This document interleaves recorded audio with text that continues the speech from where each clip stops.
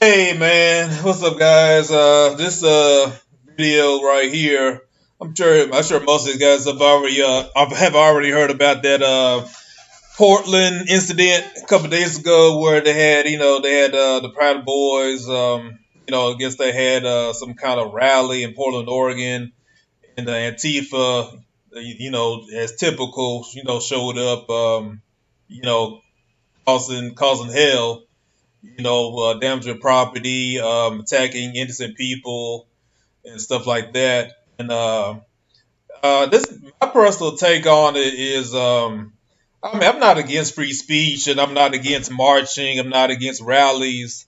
But my personal take, like, I have nothing against the Proud Boys. I have nothing against Patriot Prayer. None of these people. They can do what they want to do. But me personally, I think I'll just speak for myself. You can disagree. You can disagree with me, but I think that having rallies in Antifa headquarters, quote unquote Antifa headquarters, like say right in the middle of downtown Portland, it's going to instigate Antifa. It's going to inflame, the far left. So they're going to end up damaging more property. They're going to end up beating innocent people over the head. It's just my personal take on it. You know what I'm saying? And I'm thinking, I mean, it's just my opinion. Like I said, I have nothing personal against the Proud Boys, nothing like that. But I just think that's I don't know what they're trying to accomplish by doing that. But anyway, I just want to show you this video. This is a CNN clip from a couple of days ago, and this pretty much like destroys the whole narrative of the Proud Boys being a white supremacist group. Because even though the media tries to portray the Proud Boys as a far right wing white supremacist, the guy who organized the march in Portland, Oregon, the Proud Boy, the head guy is a guy named Enrico Tarrio. He's an Afro-Cuban. He's not white. He's Afro-Cuban. And we all know the Proud Boys are not really white supremacists. They're just a multiracial men's club. Pretty much all they are. And I don't know why the media is always specifically targeting the Proud Boys. They're pretty much harmless, pretty much.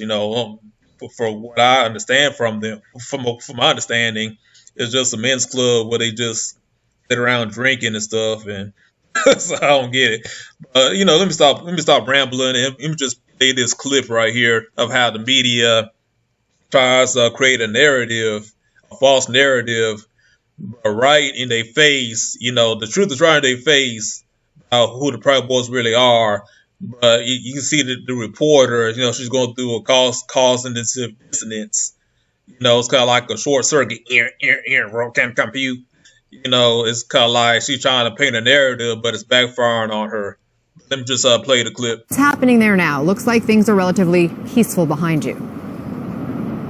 They are peaceful. I mean, what you have is the police basically separated folks from the Proud Boys and who came for that, and the leftist groups like Antifa. They're on literally the other side of the river. I have with me one of the chairmen of Proud Boys, Enrique Tarrio, who is here. Why did you come to Portland? Why was this brought forward? Because I do want to mention the fact that Joe Biggs said some pretty violent stuff on Twitter before, saying "Death to Antifa, bring your guns," and that really ratcheted things up and made people feel very nervous here that there was going to be violence brought by your group to this city. Okay, so first and foremost, we came over here to raise awareness for domestic terrorism. Now, that's not just for Antifa. That includes the shooting that happened in El Paso, the shooting that happened in Dayton, Ohio, the attempted firebombing in Tacoma, Washington, and the shooting at the ICE facility in San Antonio. I mean, I could go on, but that's what we came here to do. We've been planning this for 2 months. The straw that broke the camel's back was the attack on Andy Ngo, an independent journalist that was just trying to document Antifa, and he got brain hemorrhage from it. I just want to stop right here. If you're not familiar with, he just mentioned Andy Ngo. Andy Ngo was the Asian guy who got beat up by Antifa, and the media is trying to portray Andy Ngo as this far right extremist guy, but he's actually a gay Asian guy who's a liberal. got beat up by Antifa. I just want to mention that was in June, so just a month ago. But before that, in May, there was another melee, if you will, and some of the members of a right group that follows you guys and that tends to show up for these things, Patriot Player, one of their people just got arrested, turned himself in, Joey Gibson, for writing. And so do you think this is a problem that both the right-wing groups and the left bring to the fore? Absolutely not, especially here in Oregon. You have Patriot Prayer that went to go practice their First Amendment rights. If you look at that video, Joey was spit on, pepper sprayed. I think Ted Wheeler needs an axe to grind, and we're not going to be that group. So that's why we came here today.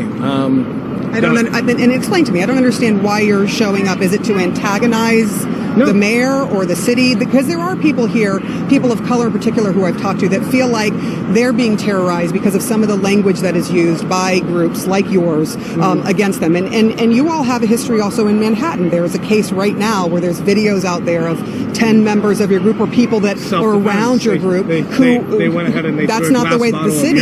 That's fine. That's not the way the city. The political powers of the governor and the mayor of New York, same thing that Ted Wheeler wants to do. I've had an open communication, open dialogue with Portland PD for the past month.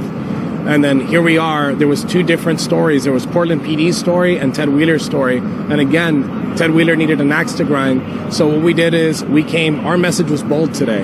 Our message we didn't stay there. We didn't antagonize anybody. We held our hands in prayer.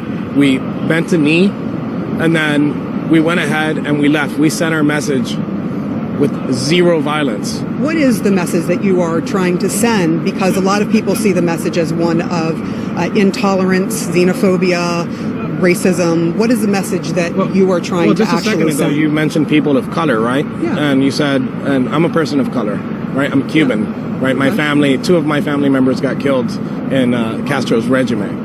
So it's a difference of opinion, whether it's people of color, white people. It's always about race. Our message our message wasn't about race. Our message has never been about race. When you join our ranks, we don't ask you what race you are, what religion you are. We just accept you for who you are. Now that right there totally destroys the left wing media's narrative of the Proud Boys being a racist white supremacist group. Now, how can the Proud Boys be a right-wing white supremacist group when they have liberals in the group, you got black people in the group, Hispanics in the group, Cubans in the group, and they're all about unity. So where the hell did this whole idea of the Proud Boys being white supremacists come from? It doesn't make any sense, because if you look at actual footage, the Proud Boys are multiracial. So it doesn't make any sense. So I don't understand why the media is still trying to push the narrative when it's been debunked a long time ago. It's ridiculous. I'm not gonna play the whole clip, but I don't want to get a copyright strike or nothing like that. And what I'll do is I'll put a link to the whole interview below. And I just want to play this clip because a lot of people are pretty much naive, don't know anything who the Proud Boys are and everything. So it goes to show you that, the media is weird. It's kind of like they run on this program, like repeat the same thing, the same rhetoric over and over again. But in reality, it's totally 180 from what they're saying. But they're still pushing the fake narrative, which is very strange to me. I don't understand why. Yeah, but anyway, though, I just want to share that a little bit with you guys.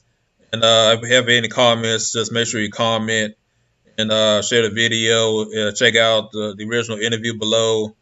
And make sure that you like and subscribe to my channel. All right, guys. Peace out.